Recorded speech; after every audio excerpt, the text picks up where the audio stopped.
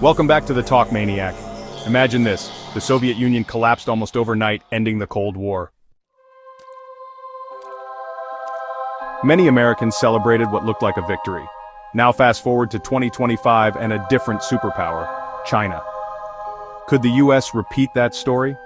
Some analysts debate whether China might one day crumble under US pressure the way the USSR did, but the reality is far more complicated than a replay of the 1980s.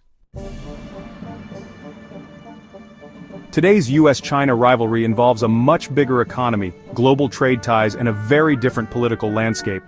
In fact, as one strategist points out, the US and the Soviet Union had virtually no economic, social, or ecological interdependence, whereas today the US and China are deeply connected on all those fronts.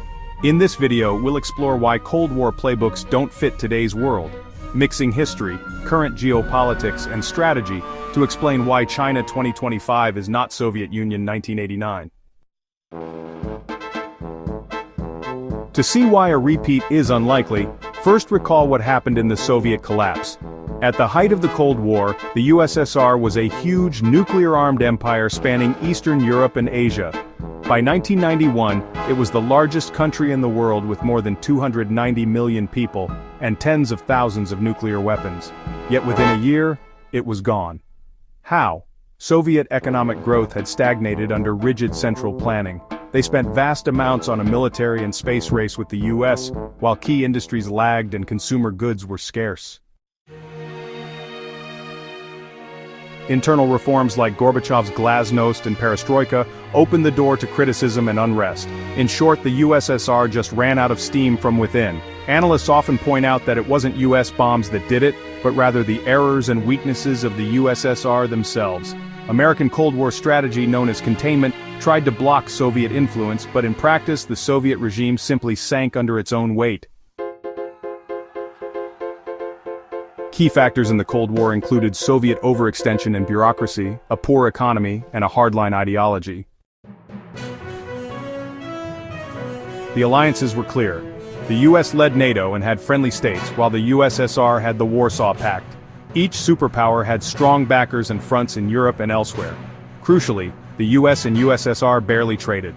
As Joseph Nye notes, they had virtually no economic interdependence. They also had sharply opposed ideologies, so defeating the Soviets was as much about winning hearts and minds in Europe as it was about military strength. By the end, East Bloc countries like Poland and Hungary revolted, and Soviet leaders gave up trying to hold them. The Cold War ended without a big battle. The Soviet states simply fell apart. The United States won not by conquering, but because the USSR's system collapsed. Fast forward to today. On paper, there are similarities. China is a communist-led superpower challenging US influence. But dig deeper, and the differences overwhelm the similarities. Here are the key factors that make China today unlike the Soviet Union.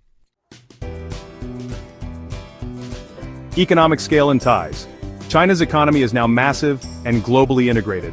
It is the world's second largest economy by GDP, responsible for a huge share of global growth, about 41% of the world economy's expansion over the last decade. By contrast, the Soviet economy was much smaller and inward-looking. One analysis bluntly notes, the Soviet Union was a far smaller economy than China, and was far less integrated into global supply chains. China matters to the world economy in a way the Soviet Union never did. American companies and many US jobs rely on Chinese manufacturing and consumers, and vice versa. Joseph Nye warns that America can't decouple completely from China without causing enormous damage to itself and the global economy. In other words, trying to isolate China would hurt Americans too much. Many US allies also trade more with China than with the US. Trade and influence. China is often the top trading partner for countries in Asia, Africa, and Latin America. The Belt and Road Initiative and its role in global manufacturing give it political sway. In contrast, the USSR had few major trade partners, mostly itself and its satellites. The idea of sanctioning or embargoing China wholesale is far more disruptive. The US and its allies can try de-risking critical technology links, but a full economic Cold War like in the 1950s is nearly impossible. Alliances and partnerships. America still leads a strong web of alliances in Europe and Asia. NATO includes most of Europe, and in Asia the US is allied with Japan, South Korea, Australia, the Philippines, and others. It also has a growing strategic partnership with India. These alliances give the US leverage and collective strength. China, on the other hand, has almost no formal allies. Its main partner is Russia, which has its own ambitions, and it counts a few dictatorships like North Korea or Pakistan as friends. As Nye summarizes, allies like Japan and partners like India are assets that China lacks. In any US-China confrontation, the balance of friends matters. Political ideology. The Cold War was driven by opposing ideologies, capitalism versus communism. China's leadership is still communist, but in practice it runs a market-driven economy. It doesn't rally the world to a global communist revolution, as the USSR did in the 20th century. In fact, one analyst notes that Beijing lacks the ideological appeal of the USSR. This means China tends to use economic tools and local alliances, rather than leading a unified ideological bloc. Mutually assured destruction or MAD.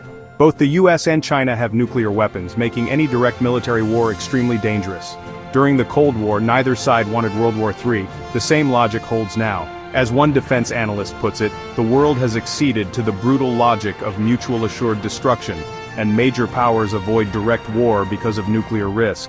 The Soviet Union had thousands of warheads, while China's arsenal is smaller but still formidable, with hundreds of intercontinental missiles. This means a shooting war would be catastrophic for both sides. So the competition is likely to remain below the nuclear threshold, unlike the high-stakes brinkmanship of the 1960s. Geopolitical context, multipolarity. The world today is more complex. In 1945, the US was the dominant economy, accounting for about 50% of world manufacturing. Now, the global economy is multipolar, with China, Europe, India, and others as major players. For example, India has twice the arable land of China, and countries like Indonesia, Vietnam, and many in Africa have rapidly growing populations and economies. This means any US-China standoff happens in a crowded arena, where many countries act independently, rather than as a single bloc. A recent analysis argues the coming US-China rivalry will coincide with high levels of trade and endure considerably longer than the 45-year-long contest with the USSR. In short, there is no clear timeline to win anything, only a protracted competition where neutral powers can tip back and forth. Domestic challenges. Like the USSR, China has its own issues: debt, a real estate bubble, an aging population, and calls for reform. Its growth has slowed to around 3 to 5%, and some economists even predict it could fall to about 2% in a decade. But China has been through rough patches before, and its leaders still command tight political control.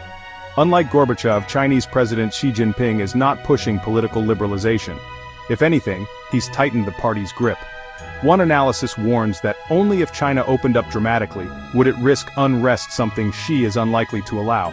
In other words, China today is not crumbling under internal dissent. It is adapting, some call it authoritarian capitalist rather than breaking. In summary, the US-China rivalry is not the Cold War redux. The two economies are interlinked, US alliances remain strong, many new powers are involved, and China's form of governance is different. The late Joseph Nye puts it well: the world faces cooperative rivalry with China, requiring a strategy for sometimes contradictory goals. There is no analog to the Soviet containment of the 1950s and 60s. So can America simply defeat China the way it outlasted the Soviet Union? The evidence suggests no. The Cold War victory was as much about the Soviet system breaking as it was about US strategy. Today's China is vastly different. Bigger economy, deeper global ties, more complex alliances, and mutual vulnerabilities. Experts warn that Cold War tactics won't replicate. John Muller of the Cato Institute reminds us that containment itself was not particularly successful during the Cold War, and it is also unlikely to work well against China today. Instead, he argues, China's fate will be determined by China's own mistakes, just as the USSR fell under internal pressure. In practice, the US may have to focus on strengthening its own economy and alliances, managing competition, and avoiding confrontation that could hurt everyone. In other words, this is not a replay of 1989, it's a new kind of rivalry in a world we haven't seen before. As Nye concludes, the task is finding a balance engaging China where cooperation is needed. Climate, health, trade, while staying firm where interests clash, a strategy of contradictory objectives rather than total warfare. The big takeaway is this: there is no simple win scenario.